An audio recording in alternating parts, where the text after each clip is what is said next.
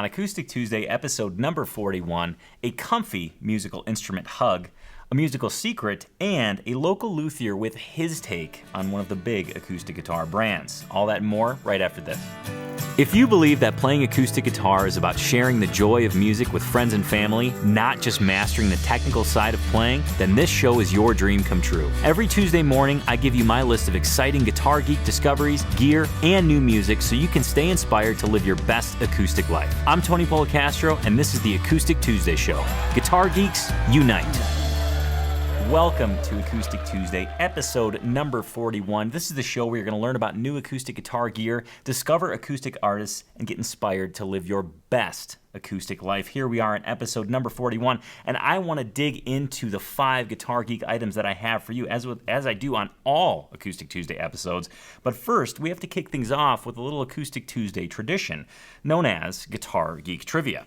Here is your Guitar Geek Trivia question for the day. The Tacoma record label was founded in the year 1959. This label was highly influential in the acoustic world. Who founded this record label? Was it A, Robbie Basho, B, John Fahey, C, Leo Kottke, or D, Peter Lang? Go ahead and ponder that, and of course, at the end of the show, I'll be sure to give you the answer. Now, I want to dig into the guitar geekiness, as I mentioned before, but before I do so, I need to introduce you to somebody who's making this show happen. Sir Noah Jacob Heckman Jr. the first. Ladies and gentlemen, let's give it up for the man in the button-up shirt, the finely starched collar, and the fancy hairdo. Thanks, Tony. I'm glad to be here. How are you this morning? I'm good. I say fancy hairdo because I don't have a lot of options, and I'm fine with that. It's one less thing I have to think about. You know, it's just kind of like make the line down the middle straight, comb it out, no knots, comb the beard out, little product. That's it. That's my decision making. I feel like your decision making is a little bit more. I try to make it simple. So, yeah, not that fancy. Well, you know what? You make simple look good. Thank you. Yeah. Thank you. And I'm sure everyone, all our AT viewers look good as well. And I must say that your nose is healing quite nicely. Thank you very much. Yes, it has. All right. So, so the first item on my list today, Noah, we're gonna take a trip to Belgrade. Now, Noah hails from Belgrade, my hometown, and there's actually a guitar strap, instrument strap manufacturer that operates out of Belgrade, Montana. 99% of what they make comes out of Belgrade, Montana. Now, Belgrade is literally just maybe 10 miles away from Bozeman, and this company is called Optech. Now, they make straps of all sorts, camera straps, gun slings, you name it. If it has the word strap in it, they probably make it. But they have a smaller operation called Neotech that falls under that Optech umbrella, and they specialize in instrument straps. And when I say instrument straps, I mean instrument straps of all kinds. Saxophones, tubas. I don't even know if tubas need a strap, but if they do, Neotech makes it. But I want to focus on their actual guitar straps, their stringed instrument straps, because now let me first say this. I've featured a lot of different straps on Acoustic Tuesday thus far. In episode 28, I featured Lakota Leathers, an awesome, nice, supple leather strap. On episode 32, I featured Soldier Straps, made out of Chicago, kind of a custom strap with some vintage-inspired patterns that they use. Now, those two straps are very different, and I'd like to think that Neotech is very different as well because their straps are extremely functional. The reason I like the Neotech straps, now I use the what's called the slimline strap. It looks like your standard guitar strap. No big deal, right? Well, they're made, first of all, with top grain leather, which is awesome. I mean, all the connections, top grain leather, that's great. But what I love most about this strap is the inside. It actually has a neoprene inside. Almost think of it as it feels like memory foam in a way. And now I use this strap on my banjo, hence the little clips on the bottom here. But their guitar strap is the same. It's the same guts. It's just the connections are a little different. And I can tell you this: the reason I love this strap on my banjo is because my banjo is a heavier instrument, and that neoprene foam on the inside really makes the banjo comfortable to hold for extended periods of time. So if you find yourself wrestling with your strap and just kind of having a heavier guitar, maybe it's an electric guitar, Not on Acoustic Tuesday, but you get the idea. Maybe it's a heavier guitar, an awkward guitar. They have straps of all different kinds with this neoprene on the inside that makes them extremely, extremely comfortable. Now, they come, as I mentioned, in many, many different sizes, and most importantly, widths of the strap. So this is I believe this is a 2-inch, again, called the Slimline, but they have a 3-inch and even a 4-inch I've seen on there. And of course, they do some custom stuff as well. So make sure to check them out, Neotech straps. The price range varies depending on the strap that you want to get. I want to say that my Slimline strap was maybe around $25, $30. That's not accurate, but of course, I shouldn't say that's not accurate. It's in that range. But of course, for more details, you can go to acousticlife.tv, click on episode 41, and you'll be able to find all the information you need on Neotech straps, and of course, order one right from there if you want to. And remember, anything you purchase off of acousticlife.tv, 100% of those proceeds go to the Guitars for Vets nonprofit program. So again, acousticlife.tv to do a deep dive on Neotech straps. Now I want to move on to my next item here. My next item is one that, well, let's just say I saw it at a recent concert. So Noah, Levi, and I, the Acoustic Tuesday crew, went to Missoula about a couple months ago to see I'm With Her, made up of Aoife O'Donovan, Sarah Watkins, and Sarah Jaros. An incredibly amazing trio of very talented women who sing amazing and play their instruments incredibly well.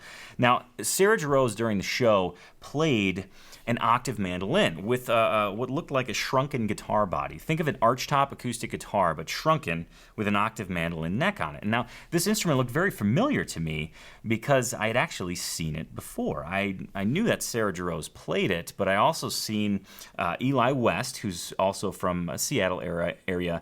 He had played something similar. And also Ben Winship down in Driggs, Idaho, a fantastic mandolin player, played an instrument of the same name. Well, now the name of this instrument is an octave mandolin, but it's who it's made by that I want to share with you right now.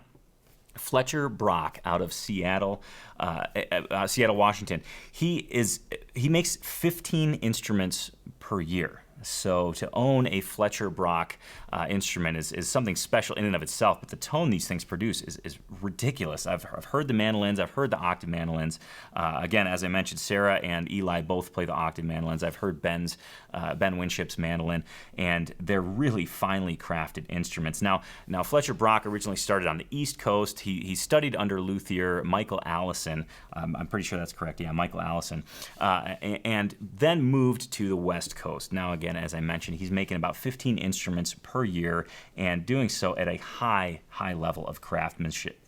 In fact, I've recently discovered a really cool demo of one of these octave mandolins in action. So let's actually have a look at that right now.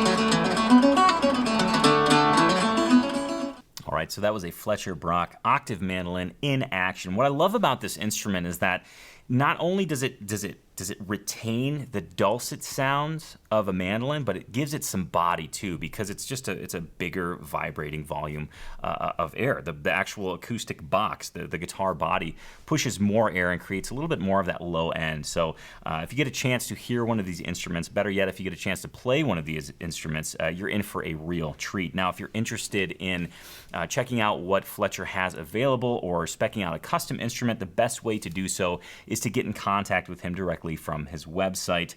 And of course, you can get there. Just go to acousticlife.tv, click on episode 41, and of course, you'll see all the necessary details there. They're really exceptional instruments. I think they're elegant. I think that's probably one of the best words to describe. They're just elegant, both in sound and in looks. He's doing a hell of a job. Now, I want to move on to what I'm listening to this week, because that's the musical secret I want to share with you. But first, I want to visit the mailbag, and holy cow, I got some splaining to do. Lucy. I'm excited about this one, Tony. Well, this one's cool. You might notice an added trinket on my desk. I'll get to that in a second, but first, here's what came in the mailbag. First and foremost, my episode of Christy Hayes' River Swimmer that I pre-ordered some time ago came in, and I'm super happy to have it. Thank you for making a beautiful, beautiful album, Christy. Great work on this. And for those of you who have not checked this album out yet, please do so. Christy Hayes' River Swimmer. It's exceptional. I've been listening to it on Spotify, awaiting my analog copy, and here it is. So I'm excited to dig into this as well. Next up. Now, I was very excited to find these because I had talked about Benjamin Todd on a previous episode of Acoustic Tuesday, and I could only find the digital version of his album. And I was bummed about that. I mean, I enjoyed listening to it nonetheless, but I like to hold my music. I like to read the liner notes, and I just think it's a special moment that you get to share with that artist. Even though they may not be there, it's just kind of my ritual. So I found out that they pressed Benjamin Todd's I Will Rise album on vinyl. So I ordered that.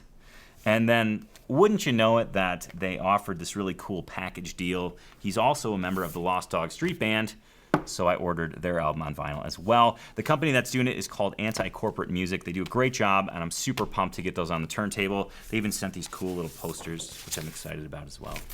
It's a geeky thing. I like it. I'm sorry. I just liked it a lot. Now, last but certainly not least, I got a letter in the mail that's going to explain this little fella right here. We'll call him the Hodag, and this mug right here. And I believe, Noah, do you have a mug as well? I featuring do. The mythical beast. Yes. And I'm just gonna, since Levi's not here, I'm gonna share what I'll call Levi's mug. Also a Hodag mug, and also we got 3 Hodag shot glasses. Okay, hold on, I'm not done. And of course, well, I got the Hodag statue, the honorary Hodag statue, mythical beast from Rhinelander, Wisconsin. And here's a little bit of an explanation. This comes from Acoustic Tuesday viewer, watcher, and fan Greg T. He says, as I view Acoustic Tuesday, I cannot help but notice that the roly-poly kids from time to time move around Tony's desk as the show goes along. Willie and Wendy. I cannot help but think they are looking for a pet. Please find the perfect pet for the kids. Yes, a purebred Hodag. They are low maintenance, housebroken, and eat most anything. The kids will love him, she, it. Also find appropriate coffee mugs and shot glasses. Here in Wisconsin, we drink our brown liquor out of the bottle or a shot glass when we just want to snort. Also, the handkerchief has been an honor flight for vets from World War II, and he's referring to the Hodag Country Fest handkerchief, which features just a great logo.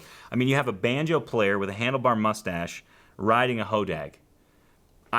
That's a tattoo idea that I think might need to be implemented. That's pretty incredible. So I want to thank Greg T. for sending along the Hodag, the official Hodag care package from Wisconsin. Really appreciate that, and the kids do as well. Obviously, they're getting along with the Hodag quite well. So thank you, Greg T. And that's it for the mailbag. Noah, how does the coffee taste different out of your Hodag mug? Hold on, let me see.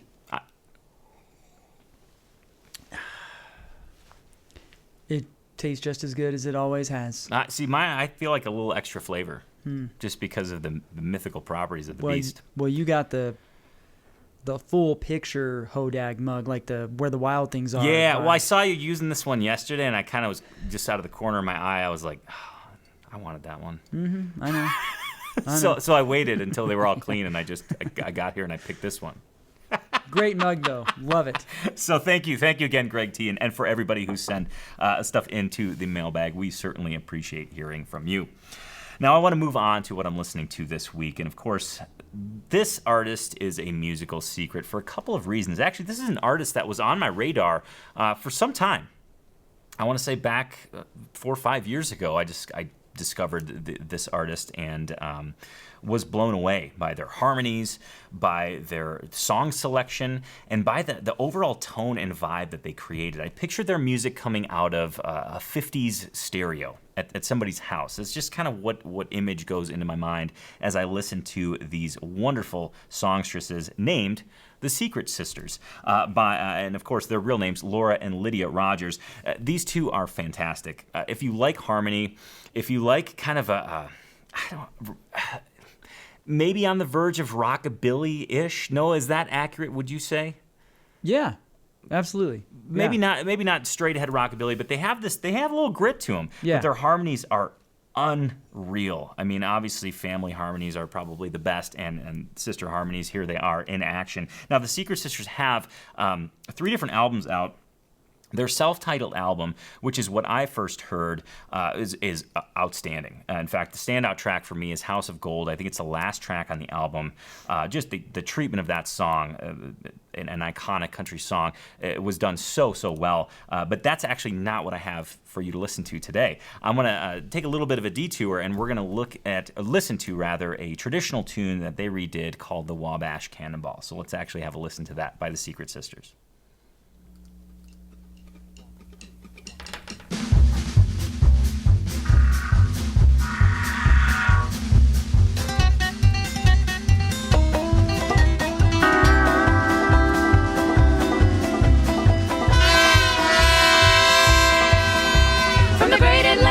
To the wide Pacific shore, from the green old Smoky Mountains to the Southlands by the shore. She's mighty tall and handsome, she's known quite well by all. She's a regular combination of the Wabash Cannonball.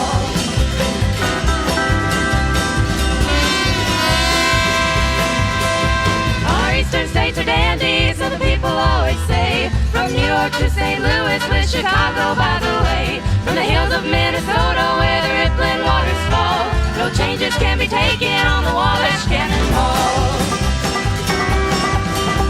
Oh, listen to the jingle. All right, that was the Secret Sisters with their version of Wabash Cannonball. Now, as I mentioned before, they have 3 albums out. Their self-titled album, which is stunning.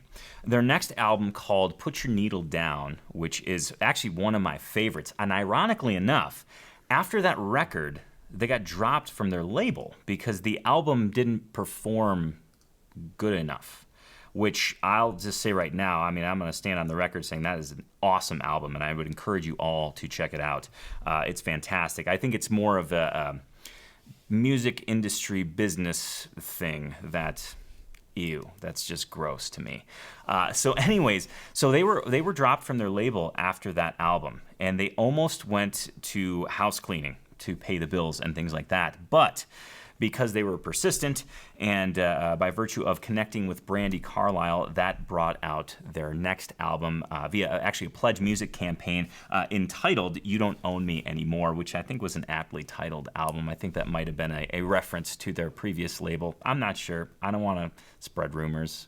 The story might be on their website if you want to learn more about it. It's fascinating. Of course, you can go to acousticlife.tv to check them out in their entirety. There's going to be a lot more musical samples for you, links to their website so you can actually learn about them and their really cool story of perseverance.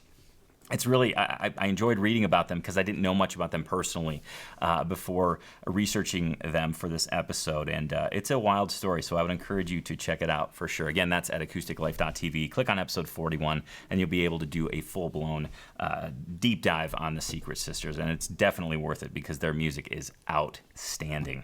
Now, I've got a MacGyver capo that I want to share with you.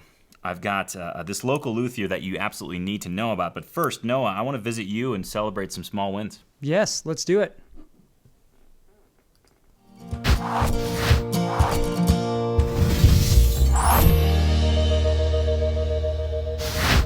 All right, Tony. All right. Things are seeming to be in working order. Had some flashy poo with the background of the album. Remember that? Yeah, I remember that. But that's all right. Pulled it out. We'll smooth it out. All right, small wins today. Coming in from past episode Acoustic Tuesday viewers. First one comes from Nat. Small win. Last week, it was past my boys' bedtime, and the wife was out of town on business, so I had my band over for practice. The band and I started jamming, acoustic, of course, and working on new tunes on the opposite side of the house from my boys' rooms. After checking on my 3-year-old several times to find him awake and playing quietly in his bed, I said, "Do you want to join band practice?" Wide-eyed, he excitedly said, "Let me get my guitar." He jumped out of bed, unzipped the case, and grabbed his ukulele. He walked with me across the house, and upon seeing my band, he said, "I'm Mason, and I brought my guitar." He sat next to me the whole practice. He played when we played, stopped when we stopped, and at one point he said, "Dad, my guitar doesn't sound like yours. We'll have to tune it, and I'll teach you a few chords, but you're doing great," I replied. My band was super uber impressed. I've never been more proud as a father. My first band practice with my son was beyond epic. Cheers. That is so rad. That is outstanding. What a cool story. Congratulations. That's an awesome small win. Awesome win, Nat. Next one comes from Bill. He's thrown in a couple small wins here, Tony. Okay. First one, he saw Emmylou Harris, 71 years old, and she still has it. Oh, amazing. And his small win number 2, he just got his eargasms, taking them to see Joe Bonamassa. That's right, yeah. Saturday night. Awesome. That'll be good. That'll be a good test for him because Joe's an amazing player. You're going to still want to hear the music, of course, but the eargasms will just drop the level, retain the clarity, and I think you'll really dig them. So that's an awesome small win as well. And the last one comes from Russ. Small win is new guitar. My wonderful and most impressive wife has negotiated with me to sell a few of my guitarsenal in order to buy a new is a Taylor K14 CE V-Class Builder Series guitar. All right. I have 4 more to sell, and I'm there. Heck yeah. Congratulations. That's outstanding.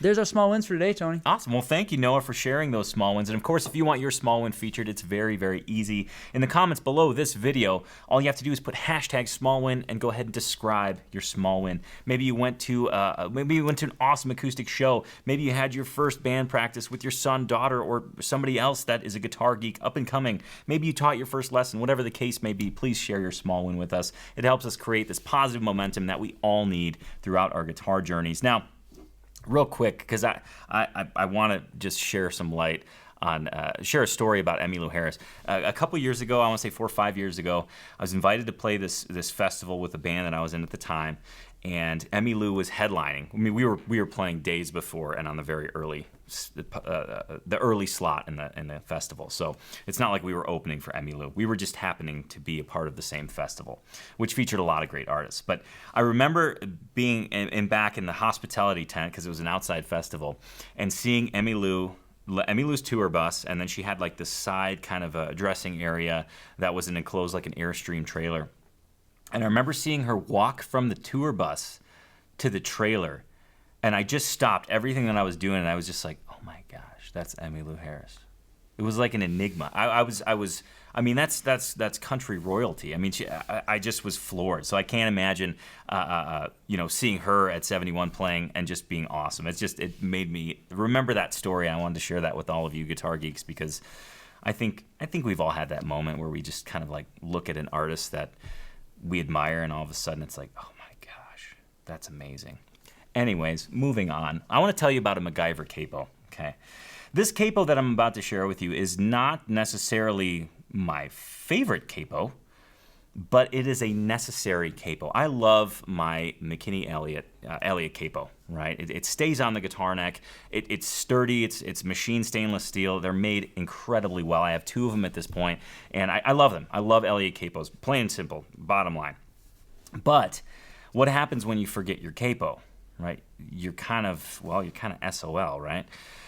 That's why I love this capo I'm about to share with you, because it's my emergency go-to capo. Now, you might be thinking, Tony, how the hell can you lose a capo that clamps onto your guitar and stays there? Well, if you change strings, you take the capo off. And, sometimes we're hasty and we forget to put the capo back on. I've done it a couple of times. So this emergency capo has come in handy. It's extremely light and it's extremely convenient. It is called the Planet Waves NS Lite capo. It's an ABS injection molded capo that has a micrometer kind of a tension screw on it, but rather me share all the details with you right now. I actually did a review on this capo some time ago, and I wanted to share it with you right now. So let's have a look. And today's capo is the NS Lite Capo by Planet Waves. This particular Capo is a fantastic Capo, and light is the perfect descriptor for it. It's a tiny Capo. It's very, very, very easy to use. In fact, this Capo, as I mentioned, is my backup Capo. It's in almost all my guitar cases. And one of the reasons it's in almost all my guitar cases is not only because it's an effective Capo, but because it's very inexpensive. I saw prices ranging anywhere from $8 to $15. And if you're curious on the current price, go ahead and click the link below in the description. That'll give you the current price of this particular Capo. But the NS Lite Capo is very easy to use. I would consider it, two-hand operation. Essentially, it has a screw right on the back here. You can kind of see it. That actually adjusts the tension. You can see it close in there and opening there. So what I'll do is I'll open it, go ahead and place it on the 2nd fret here. I'll hold it in my left hand, use my right hand to kind of orient it, and then on the back I'll go ahead and screw down that the screw so that it clamps just hard enough to make sure the strings aren't buzzing. I've got a little buzz there, so what I'll do is just clamp it a touch harder, and that's gone away. So that's the beauty of these tension adjusting Capos, is that if it happens to be buzzing for any reason, saying buzzing and reason back and forth is very difficult. If it happens to be buzzing for any reason, you can just go ahead and readjust it, and usually it'll clear up pretty quickly. So this Capo, as far as its functionality, it's very easy to use. As far as its durability, that's where I feel this particular Capo, I would give it kind of a C rating. Not saying it's not durable, because it is, but there's things that I want you to watch out for. The first of which, I'll actually show you over here, the screw. It doesn't have a stop on it, so you can actually back it out all the way on accident and lose it. That's not a good thing. You don't want that. So that's just one of the things I want you to look out for. I wouldn't say that it's necessarily a detriment to this particular Capo, but it's something that I want you to be aware of when you're looking at it.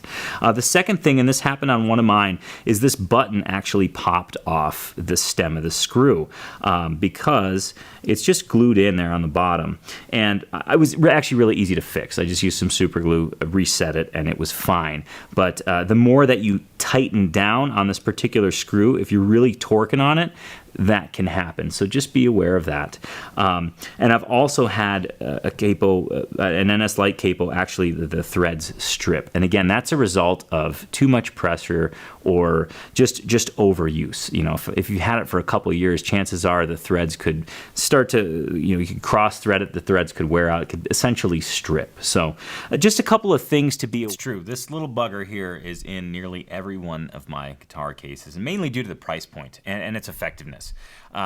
Generally, as I mentioned, they range from about $8 to $15 for the NS Capo Lite. I just discovered they also have an NS Pro, which is made out of aluminum instead of a plastic. So that's an option as well. And of course, for all pricing details and things like that, just go to acousticlife.tv, episode 41. You'll find all you need to know about the NS Capo.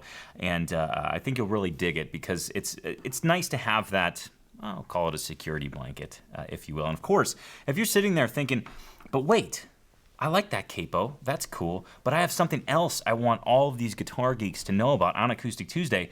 Well, gosh, please be a part of the show. You can submit a product, and if I love it too, I'll feature you and the product on the show. If you want to submit a product, all you have to do is go to acousticlife.tv. In the top menu, you'll see a little button that says Submit.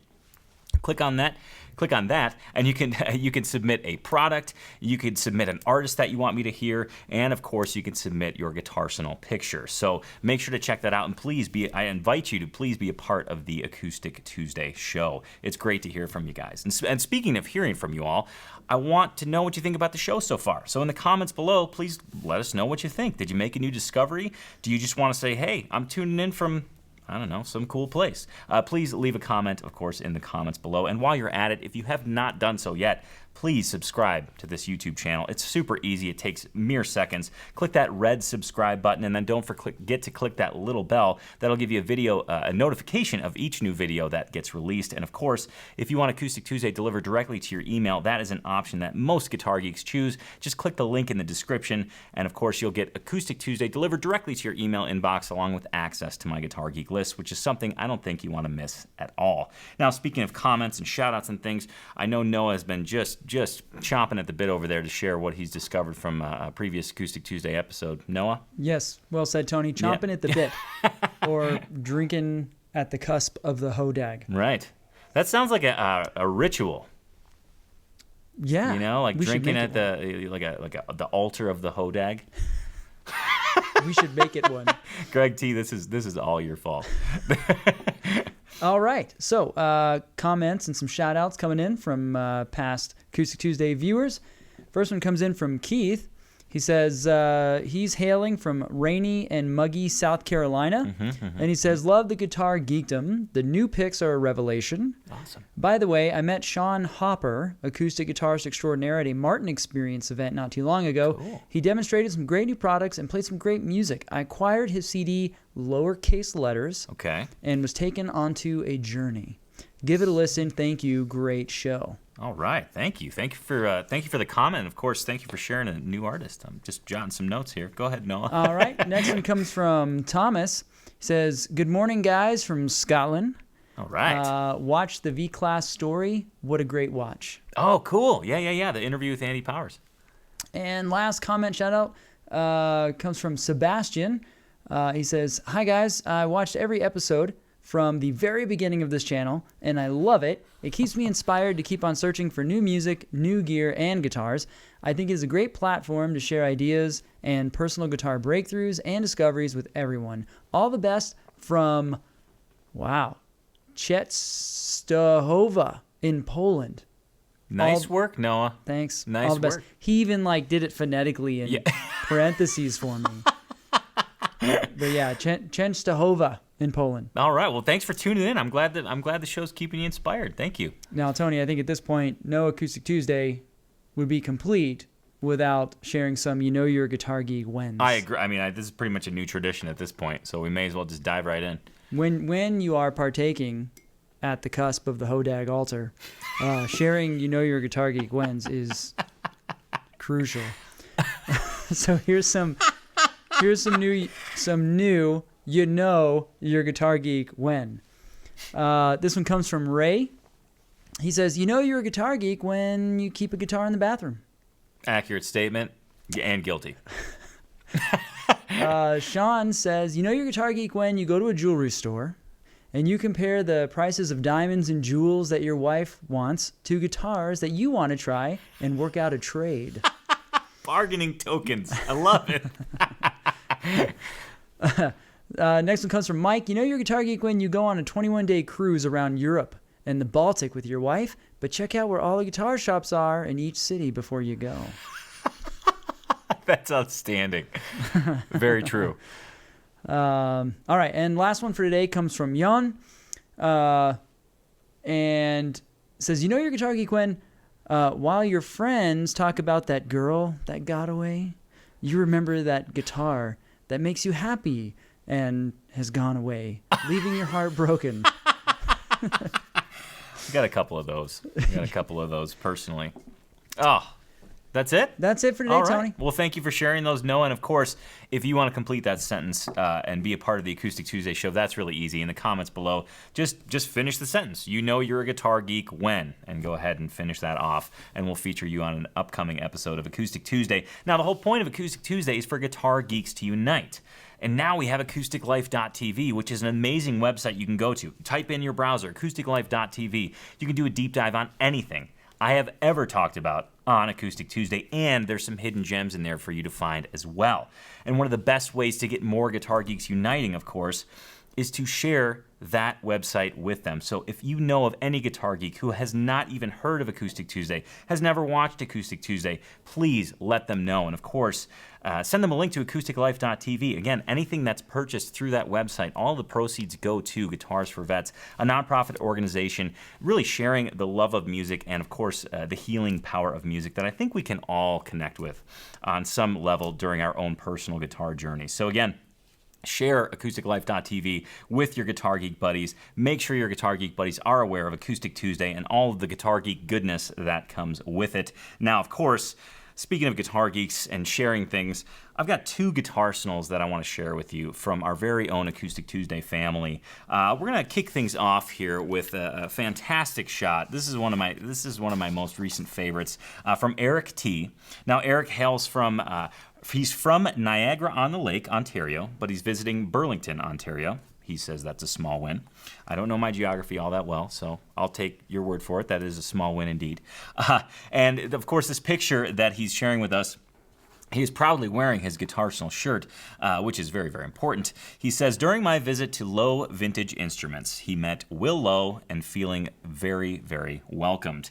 Of course, Will Lowe is holding a 1957 Martin D28, and Eric T is along by his side. And he says, in closing, he says, awesome store and awesome people. Now, that's so cool to see an Acoustic Tuesday viewer going to a shop that was featured in a past episode of Acoustic Tuesday. So thank you, Eric T, for sharing that awesome take on a Guitarsenal picture with us. Next up, we have Jerry P.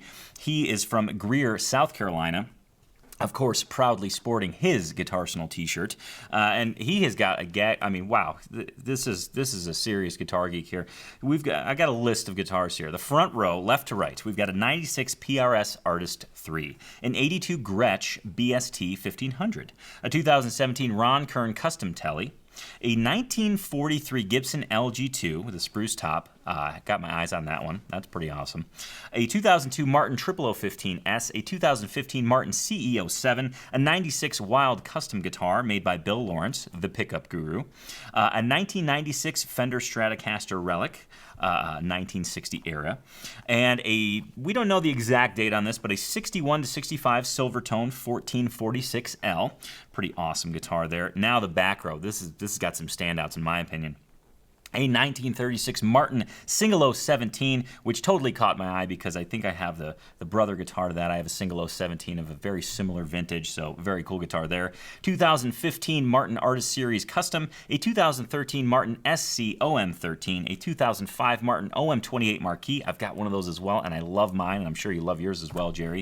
A 1960 Martin Tenor Ukulele, and a 2012 Leo Posh Custom Grand Auditorium. Oh, that is a Guitarsenal. So thank you, Jerry P, for sharing your Guitarsenal with us. And of course, if you want to feature your Guitarsenal on an upcoming episode of Acoustic Tuesday, it's really, really easy. There's 3 simple steps. You got to get yourself a Guitarsenal shirt. There's a link right beneath this video. All you have to do is click on it, order your favorite color and size, and bam, you got yourself a Guitarsenal shirt. The next step, get all of your guitars together, put on your Guitarsenal shirt, and go ahead and take a picture with you and your guitars in it. And the third step, submit your picture at acousticlife.tv. Go to acousticlife.tv, click submit from the top menu. You'll see an option for Guitarsenal pop down, and you can add your picture and your description right there on acousticlife.tv. And of course, once you do that, you'll be featured in an upcoming episode of Acoustic Tuesday. It's always great to hear from you guitar geeks and also see what is in your collections. There is no collection that is too small. There is no collection that is too big. A Guitarsenal is a Guitarsenal, whether it consists of 1 guitar or 40 guitars. So please share those with us here on Acoustic Tuesday. All right. We are nearing the end of Acoustic Tuesday, but I've got one more very important item to share with you. We have a local luthier that is quite literally roughly 2 miles away from Acoustic Life Studios. Well, we can walk out our door and go 2 miles and go to an incredible small bench luthier. Now, this luthier's name is Kevin Kopp. Kevin Kopp moved to Bozeman in 1992 to work for Gibson Guitar, which is also in Bozeman. And very quickly, he kind of rose through the ranks and started working at the custom shop inside Gibson Acoustic Guitar, working alongside the likes of John Walker and Ren Ferguson. I mean, we're talking big-time luthiers here. And then after that, he thought, you know what? I'm going to go out on my own, and I'm going to do repairs. I'm going to start my own thing. So he repaired a ton of vintage instruments from around the area. And because he had such an intimate knowledge of these instruments, I mean, literally taking them apart, doing rebuilds, etc., he was able to really get a peek at what makes these instruments tick. And in doing so, the next obvious logical step was to go ahead and start his own brand and kind of guitars. Now, the Kopp guitars, Kevin Kopp's instruments are they're remarkable. They're made with such care and attention to detail. Now, because of Kevin's experience at Gibson, you'll see that Kevin's models resemble a lot of, in likeness, a lot of models from Gibson, but by no means are these direct Gibson copies. There's attention to detail that I see in his stuff that really floors me, and I think really sets him apart. From the hand-rubbed finishes to the braces cut under the kerfing to the overall voice of the instruments, I think they're very different. Obviously, as I mentioned, you'll see the likeness. Two of my favorite models by Kevin are the LO2 and the Trail Boss, both of which I've had the extreme pleasure to play. I've also had a chance to play the K35, which is awesome. But I also found a great review from Acoustic Tuesday family member Matt from Eddie's Guitars. He's reviewing an advanced jumbo from Kevin Kopp, so let's actually have a look at that right now.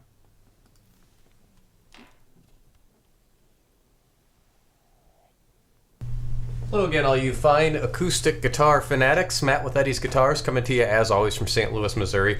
You have fortunately caught me on a very, very good day. We have just received a guitar from my good friend Kevin Kopp up in Bozeman, Montana.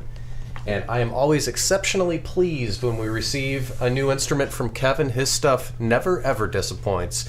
This is our first advanced jumbo guitar that we've received from Kevin. It is completely awesome, just completely awesome. We've got a great looking alcohol dyed sunbursted top here, which is done completely by hand. It is not sprayed, it is rubbed in by hand.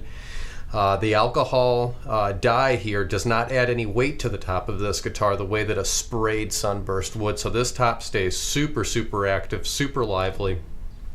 Adirondack top here, nice wide grain Adirondack braces under the hood here. Fully hide glue constructed guitar, so very traditional. Sure sounds good. The back and sides of this particular one are a great looking set of dark, straight grain Madagascar rosewood. Sure, just a great looking set of wood here.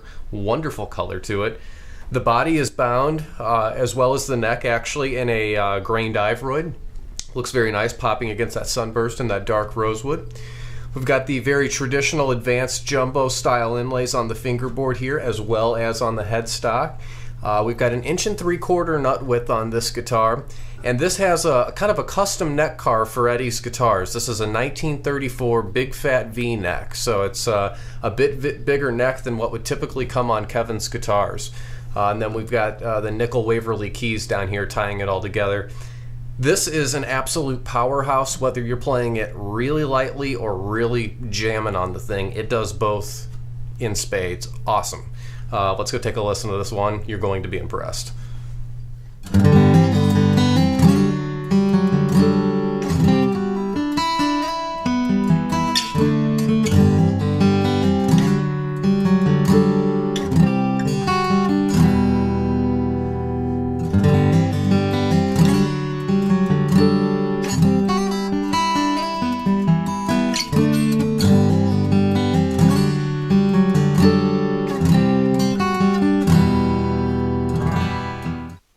So if you're sitting there and you're thinking, wow, that K35 sounded robust, I love Matt's playing, that guitar, wow, I'm amazed. If you're interested in a Kopp guitar, please contact Matt at Eddie's Guitars or go right to Kevin Kopp's website and just kind of learn about the different models. I think you'll be amazed at the attention to detail, as I mentioned before. Really an exceptional builder, and we're so lucky to have him right here in Bozeman, Montana. Again, those are Kevin Kopp guitars made in Bozeman, Montana. I love that we bookended the show with straps from Belgrade, Montana, and then we finished up with Kevin from right here in Bozeman. See what I did there? And Matt was involved. Yeah, and Matt was. I mean, it's like Acoustic Tuesday family reunion, and that's what we had planned for episode 41, of course. Totally. Now, speaking of episode 41, it's nearly come to a close. But first, we've got one important item of business. We got to figure out who founded Tacoma Records. So your Guitar Geek trivia question was, just to review, the Tacoma record label was founded in the year 1959. This label was highly influential in the acoustic world. Who founded this record label? Was it A, Robbie Basho, B, John Fahey, C, Leo Kottke, or D, Peter Lang? Well, if you answered B, John Fahey, you are correct. Fahey founded Tacoma with the help of Ed Denson. The Tacoma story began in 1959 in the Washington, D.C. suburb of Tacoma Park, Maryland, when Fahey borrowed $300 and pressed 100 copies of his now legendary album, Blind Joe Death. By 1963, Fahey and Denson moved to California. Tacoma's roster of musicians then included Leo Kottke, Peter Lang, Mike Aldridge, Robbie Basho, and Booka White, amongst others, of course. And in 1979, Fahey sold Tacoma Records to Chrysalis Records. Now, Tacoma's best-selling album ever just happened to be Leo Kottke's 6 and 12-string guitar, released originally in 1969. Now, another little factoid. I learned that Leo Kottke actually plays a Kevin Kopp guitar as well, as long as Daryl Scott. So there's all sorts of connections we can make. A very cool piece of trivia and acoustic guitar history lore that you can tuck away and, of course, unleash on your Guitar Geek friends if you want to impress them with your vast knowledge and guitar geekdom. So that pretty much puts that pretty much puts episode 41 to rest for this week. But let's take a quick sneak peek into next week to see what kind of trouble we're going to get ourselves into. Next week on Acoustic Tuesday, we're going to immerse ourselves into the ever-expanding Guitar Geek library. We'll listen to a contemporary of Robert Johnson and our very first viewer-submitted artist feature that'll knock your socks off. I know it knocked my socks off. Noah's socks were knocked off, and I'm pretty sure anybody within the listening radius, their socks were blown through the wall as well. So I cannot wait to see you next week on Acoustic Tuesday. And of course, you can catch Acoustic Tuesday every Tuesday at 10 a.m. Mountain Time here on YouTube. And for your acoustic guitar fix in the intermittent time in between Acoustic Tuesdays, please visit acousticlife.tv. Every purchase you make through that website, all of the proceeds will go to Guitars for Vets, which is a cause as a guitar geek we can all, of course, get behind. And if you're thinking, wait, I want to feature something on Acoustic Tuesday, you can be a part of this show. Just go to acousticlife.tv, click on submit. You can submit a product for consideration, an artist for consideration, and of course your guitar arsenal as well. So, from all of us here at Acoustic Life Studios, have a great Tuesday, and until next Tuesday, keep being a guitar geek and waving that flag, that Guitar Geek flag, loud and proud. Cheers, and we'll see you next week on Acoustic Tuesday. Listen to the jingle, the